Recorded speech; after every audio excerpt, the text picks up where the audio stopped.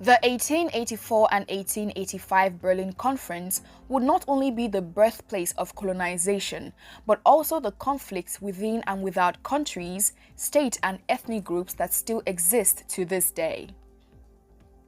The robbery did not only end with land and territories, but also cultural artifacts, treasures and resources yet to be regained by the continent.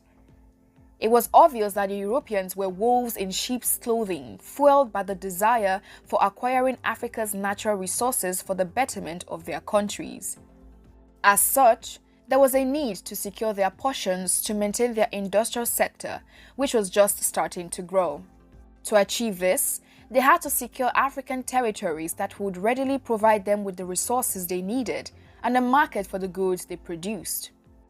A total of 50 countries were carved out of the scramble for Africa. Great Britain took control of Egypt, Sudan, Uganda, Kenya, South Africa, Zambia, Zimbabwe, Botswana, Nigeria, and Ghana. France took a better part of Western Africa, from Mauritania to Chad, and also Gabon and the Republic of Congo. Belgium and King Leopold II controlled the Democratic Republic of Congo, while Portugal took Mozambique in the east and Angola in the west.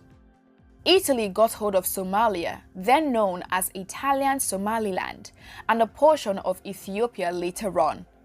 Germany took Cameroon, Namibia, and Tanzania, while Spain got the smallest territory, which was Equatorial Guinea, the only Spanish-speaking country in Africa.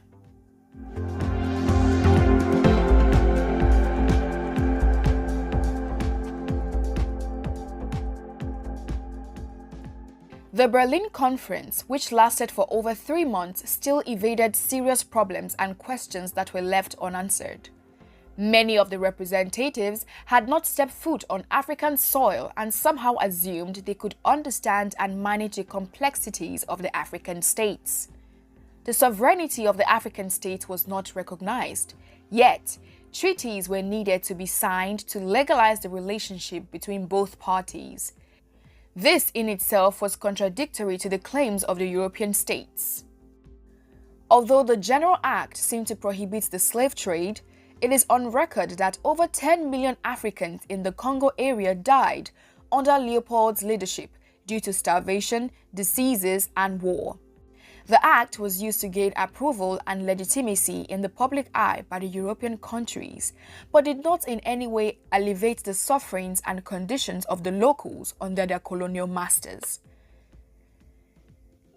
The locals were brutalized and used to further his selfish interest.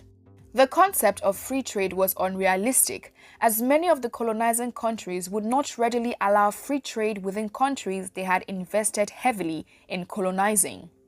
For instance, the Congo was operated as a monopoly under Leopold's rule. The conference, which tried to curb the scramble for Africa, further enhanced it. It was presented as a means of creating a platform for peaceful claiming of African states by European states, but it also had its hidden agenda. Germany and Britain were interested in Africa to promote their ambitions and retain their position as the #1 global power over the others, and not for peaceful colonization as assumed.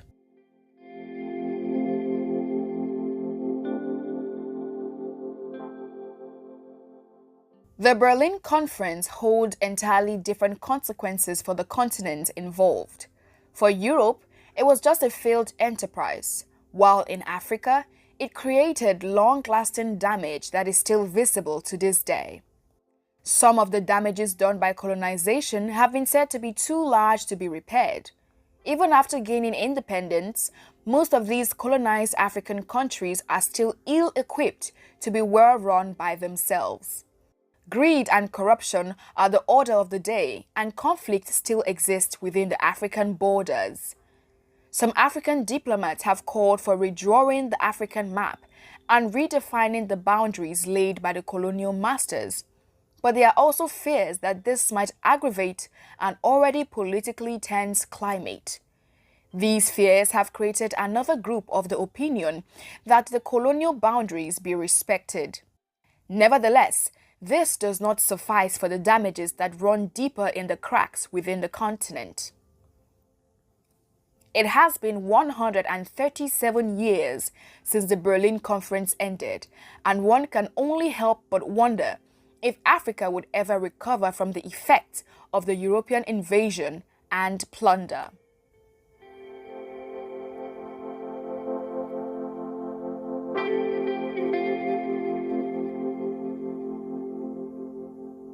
We always have more stories like this to talk about, so do not hesitate to like and share this video with your friends. You can subscribe to our channel and turn on the notification bell to receive the latest videos as they drop.